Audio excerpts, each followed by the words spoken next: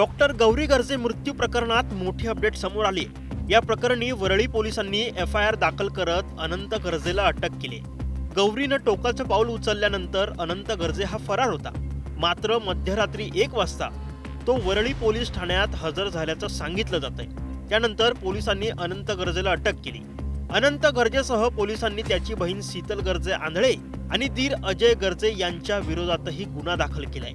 अनंत गर्जेला पोलिसांनी अटक केल्यानंतर सामाजिक कार्यकर्ता अंजली दमानिया या चांगल्या संतापल्या। एफआयआर दाखल करताना काही जण सेटलमेंट करत होते, अशा प्रकारचा गंभीर आरोपही दमानियांनी केलाय। ते नेमकं काय म्हणालेत एकदा ऐकाच। मी देखील अशीच बातमी ऐकली की त्यांना अटक झाली आहे, पण आत्ताच्या घटनेला ऑफिशियल कन्फर्मेशन पोलिसांकडनं आलेलं नाहीये। तर ते ऑफिशियल कन्फर्मेशन येईलच थोड्या वेळात, पण अटक होती का त्यांनी सरेंडर केलं त्याची अजून काही क्लॅरिटी नाही आपल्याकडे।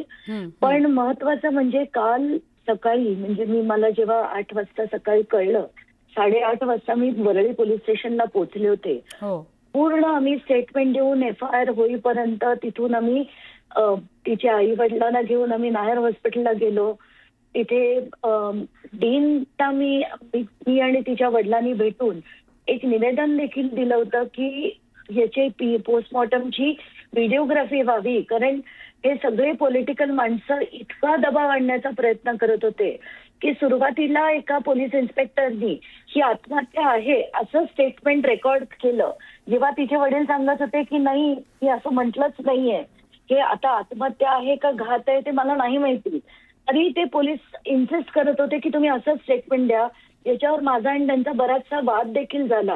पण नंतर मग एसीपी आले, एसीपी भोसले म्हणून होते।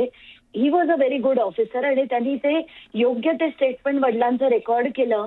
आणि त्यानंतर आम्ही जेव्हा डीनना भेटलो तर ते व्हिडिओग्राफीवर करा असं सांगितलं, कारण आम्ही जेव्हा बाहेर तिथे उभे होतो काही बीडच्या लोकांनी मला येऊन सांगितलं की ताई, तुम्ही जेव्हा एफआयआर रजिस्टर करत होतात तेव्हा काही माणसं सेटलमेंट करण्यासाठी तिथे पोलीस स्टेशनच्या आवारात फिरत होती। एवढंच नाही, तो माणूस सिनियर पीआयच्या केबिन मध्ये देखील जाऊन बसला होता।